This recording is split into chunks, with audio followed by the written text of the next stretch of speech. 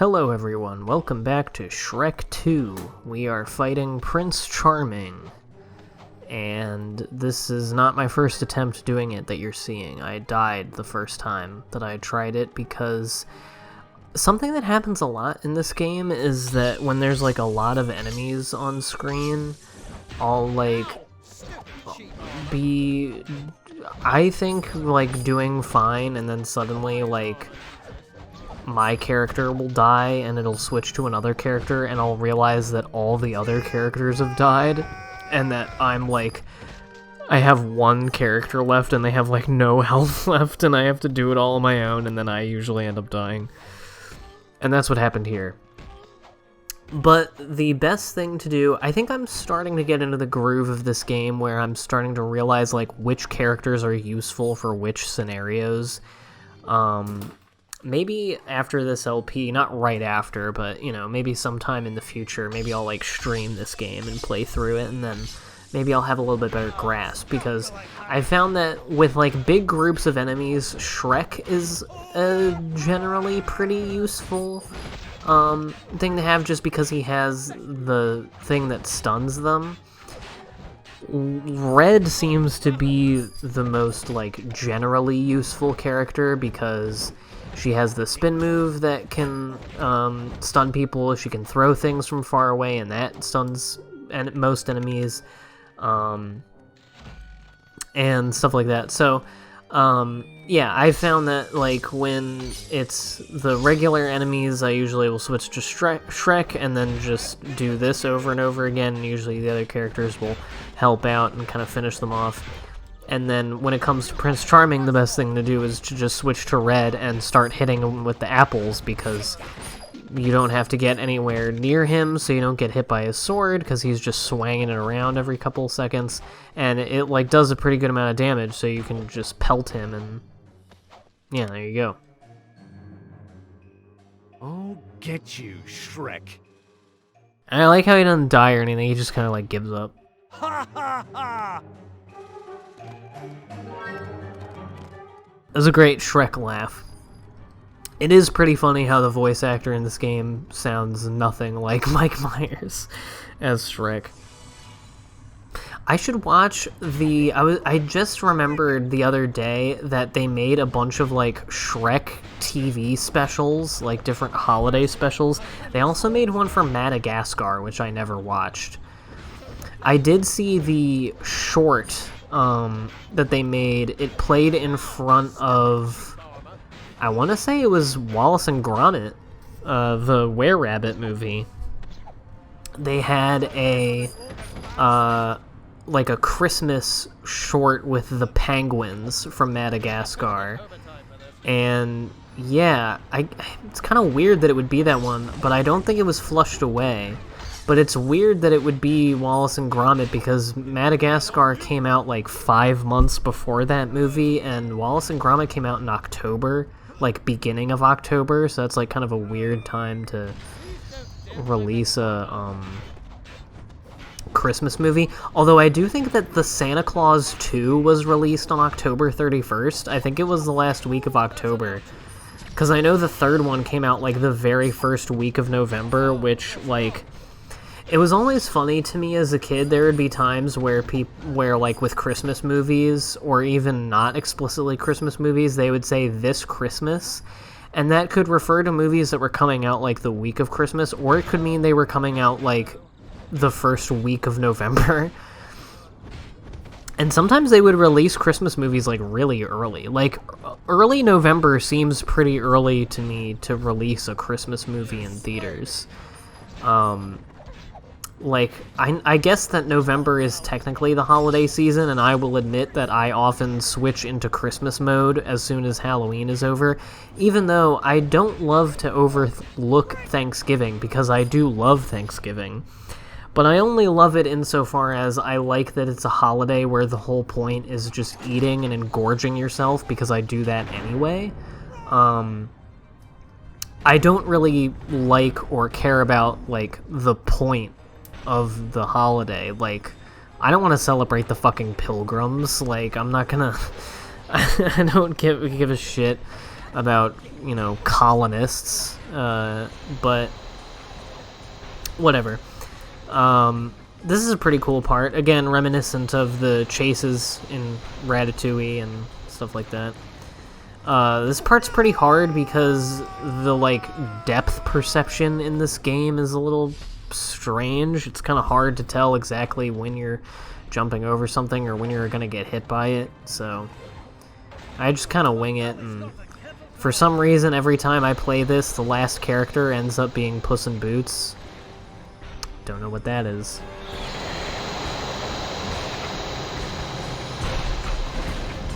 Oh, my head hurts.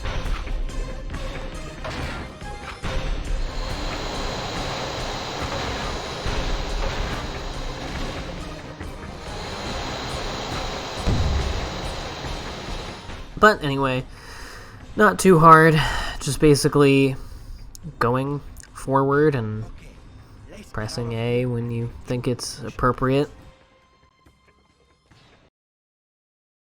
But yeah, good times.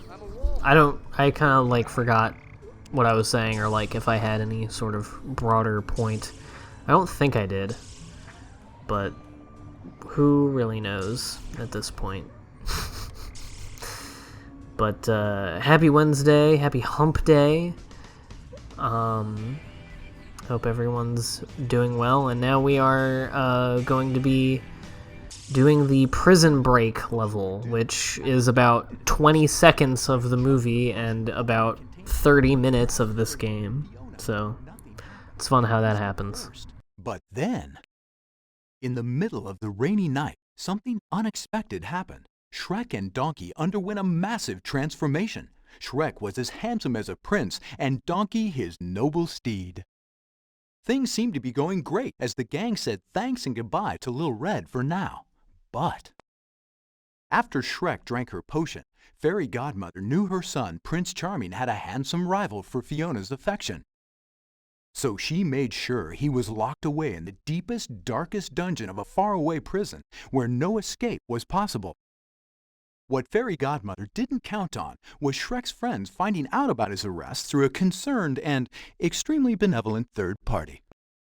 So a jailbreak was planned, one that would most certainly test the fellowship of this thing.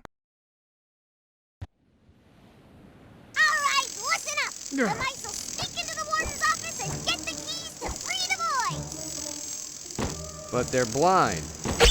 Pardon you? All right! Well, let's not forget Pork Chop's brothers! We'll need their help! So yeah, here we go with Prison Break, and we have two new characters, the wolf and the fairy, which are very strange. The wolf ended up being fairly useful, not that he does anything particularly great. He has a, like, wind blowing power that in this level comes into explicit use approximately once. And then the main thing that's good about the fairy is that she has this, like, rapid projectile move. The problem is that she's kind of, like, awkward, and the jumping is weird because she can't really jump because she's, like, floating. But whatever. This level is kind of annoying. I mostly liked it, but it's kind of long, and it's not that it's difficult, there's just a lot of parts like this where, like, if you fuck up with these lamps, there's just, like, an onslaught of enemies, and it's easy to fuck up with the lamps because very often the characters you're not playing as will step into them while you're trying to do stuff. And then you have to fight, like, 25 enemies, and just because of the way the game is, like, no character other than your own can, like, hold their own in a fight for more than a minute. And yeah, this part is kind of a pain in the ass because it's hard to hit this target without triggering the spotlight, and you can't really go forward without getting it first. And yeah, I tried to, like, have her be over there and then have Gingerbread Man come over and hit the thing because his like candy cane boomerang thing is a little bit easier to hit those targets with than with Red's apple. But then Red was like, "Oh, poop! The master has possessed the body of another character. I need to go over to them and walk into the fucking spotlight and ruin everything." And the best part is, you can't move on until you've beaten every enemy so that you can resurrect your teammates and the camera can keep moving. So I don't know. It wouldn't bother me as much as if like the characters just died and you could just be on your own, but until like a checkpoint or whatever. I just wish you didn't have to fight all of the enemies, because it takes forever, especially when you're only one person. It's not very like the combat isn't very like deep or particularly difficult, but like if there's a lot of enemies, it's easy to just get pummeled by them. And like, yeah, it's just like this onslaught of enemies, and especially when it's like this where the camera's fixed in a certain point. There are a lot of places I've really not been having a lot of fun with the camera in this game, where there's a lot of places where, because of what the other characters are doing, especially if they're dead, like it won't go past a certain point, or it's just like fixed to a certain perspective, and so like if you want to do something, you can just be like all the way off on the side of the screen, and it's kind of annoying.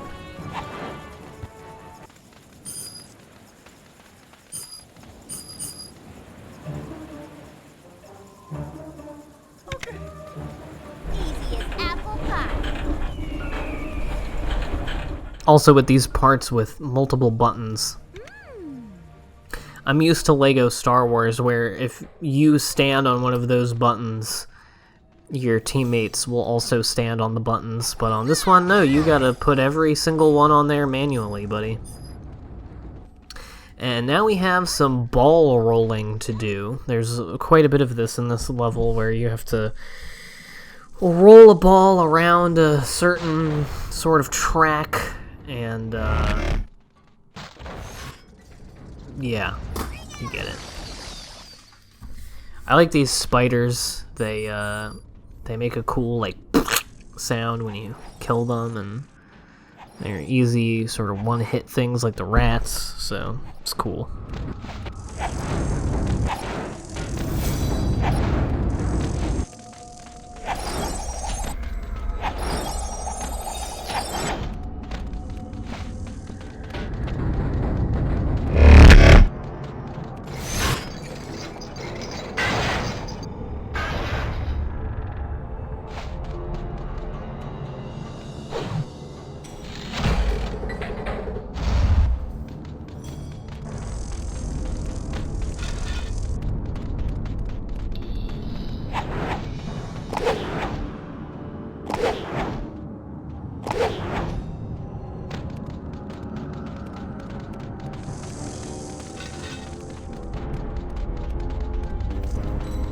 Yeah, with that springboard there, you saw there was an edit earlier at the beginning of this section. That's because I died a couple of times, not doing this part, but trying to get that egg. And I would go on the hoppy thing, and I would just, like, completely miss the platform with the egg, and after 2 tries and dying doing it, I was like, okay, it's not really fucking worth it. I just want to do the level. But yeah, the difficulty is certainly going up in this game a little bit, and it's not a bad thing, but often with these sort of janky license games, in the levels where the difficulty starts going up, you also start noticing the bullshit a little bit more. I was also under the impression that you needed 2 characters to be jumping back and forth to do this, but no, you can actually just jump back and forth by yourself, which is what I end up doing in a moment once I realize that. But, yeah. Anyway, the rest of the level is basically just shit like this. It's a pretty, like, dark level, and while I generally like it in terms of playing it, like, I enjoyed playing it as much as I was sucking at it, and as much as I didn't really love having to fight, like, 40 onslaughts of enemies, Because I do think the parts of this game where you just need to, like, beat up, like, 50 enemies are, like, the weakest parts of it, because it's essentially just mashing the X button.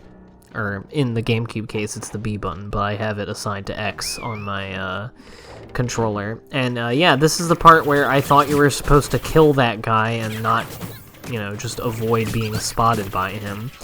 And so I had to fight 55 enemies, and of course all of my teammates die in 30 seconds, and so I had a tiny sliver of health. That's the other thing with this game, is that there's, like, no health pickups in this fucking game. Like, I can definitely understand why I found this game to be particularly difficult when I was a kid. Compared to a lot of the other licensed games I played as a kid, it's not very forgiving. I think you can maybe purchase more health points with your king points. I think. Maybe I should look into that before I do the final levels, because I've already recorded a pretty good way past this. I'm not going to save all the piggies, just telling you right now. I'm also not going to save all the prisoners, because I literally didn't realize that you can even open the jail cells until, like, halfway through the level, because you just hit them. I thought you needed some, like, special move or whatever, or I just thought that they were, like, you know, like, background stuff, you know? But I should have figured, since they talk to you and say, let me out, that you can interact with them. And that's eventually what I did figure, was like, oh, you can probably just open these. And I was like, well, you don't have Donkey, because usually with, like, locks, you do the Burrow Blast, but there's Donkey's not in this, and he's not a donkey right now, he's a stallion. But, yeah, no, you just hit him.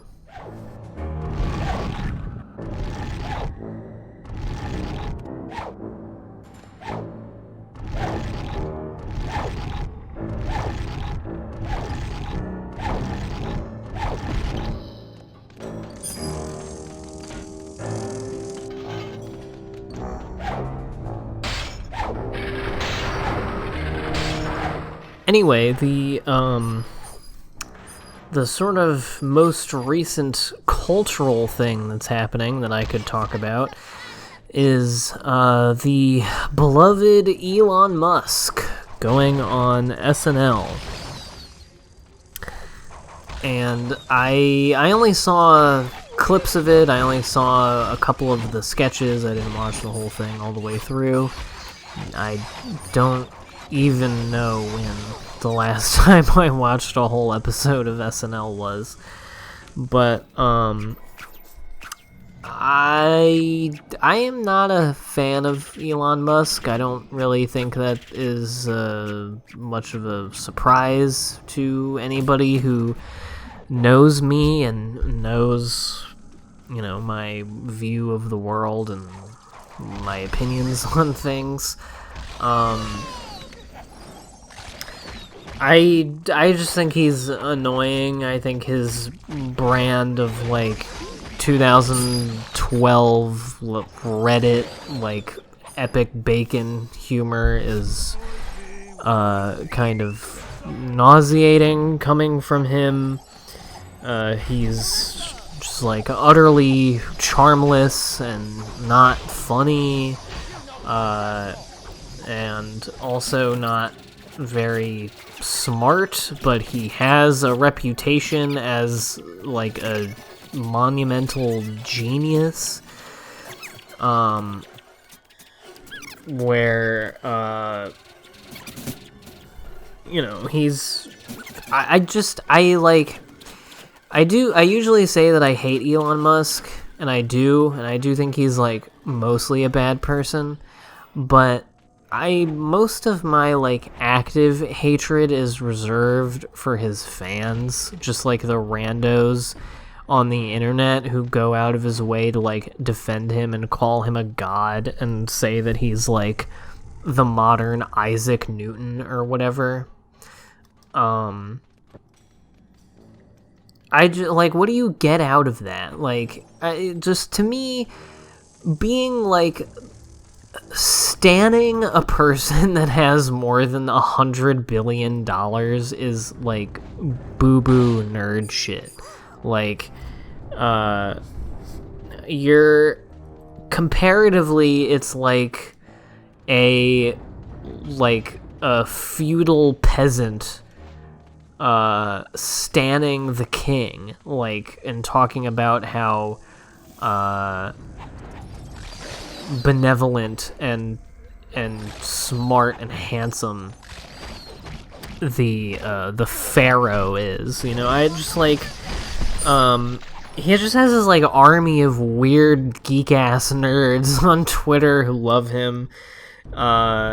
Mostly just for, like, you know, buying other people's, like, tech and research for the most part. Like, whenever he actually is urged to speak on a topic of, like, actual importance, especially when it comes to, like, politics or economics, he reveals himself to be, like, a total Reddit dumb guy, which is what he is, and, like, it's his persona, and people love him for it, but that's fucking stupid, because, yeah, he just, like, when he talks about basically anything that isn't, you know, I don't even know if he, like, knows that much about rockets or cars, honestly, because even a lot of his big scientific ventures I don't find all that impressive, because like the fucking Boring Company and the tunnel that was supposed to, like, replace trains and public transit, where it's just a tunnel with TikTok lights that you drive a single car through, and it costs, like, billions of dollars. It's just so fucking wasteful. And of course he's also, like, a crypto nerd, and I'm sure most of you know my opinions on all that shit. And just the fact that, I mean, even just by virtue of having over $100 billion and just coming from inherited apartheid emerald mine wealth, I just don't... It's like it's like standing Jeff Bezos or Bill Gates or Mark Zuckerberg. It's just like, I mean, I guess Mark Zuckerberg, you could at least make the argument that he was, like, self-made in that he made his money through an idea he came up with, although you could argue that he stole it from someone. And it's funny, the Winklevoss twins, they're big NFT guys now. They have a crypto investment firm, and now their big thing is NFTs, and one of them was getting dunked on Twitter a while ago because he was talking about how NFTs are, like, the way of the future, and how it's, like, really significant for artists and whatever, and I think that's a bunch of fucking bull pucky, but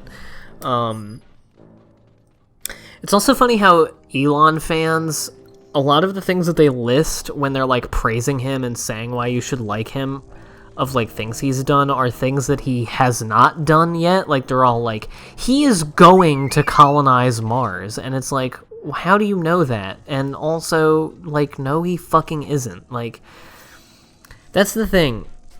I think the popularity of people like Elon Musk comes from this phenomenon, I think, in society where, at least in America, I'm not going to speak for everywhere, but I think it's the case in a lot of places, especially in the West, where, like, global, like, financial and neoliberal capitalism is so all-encompassing and so globally present that politics have kind of been divorced from actual questions of, like, distribution of resources and stuff like that, and, like, no one sees any way of getting out of the current problems that we have, because a lot of them are endemic to the system that we have, and people can't envision a system other than this, and so it has to be some technological saving of humanity.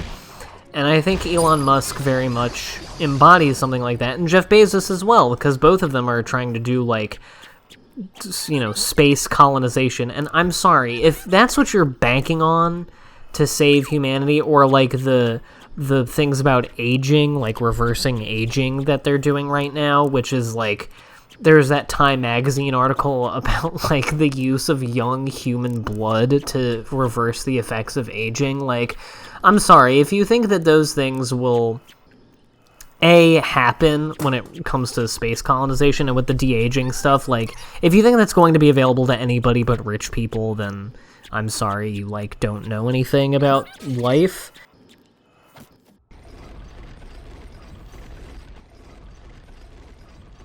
At the end of the day, the Elon Musk fan, beyond anything else, it's just people worshipping, you know, like the second or third richest person on Earth, or first richest, one of the richest people on Earth.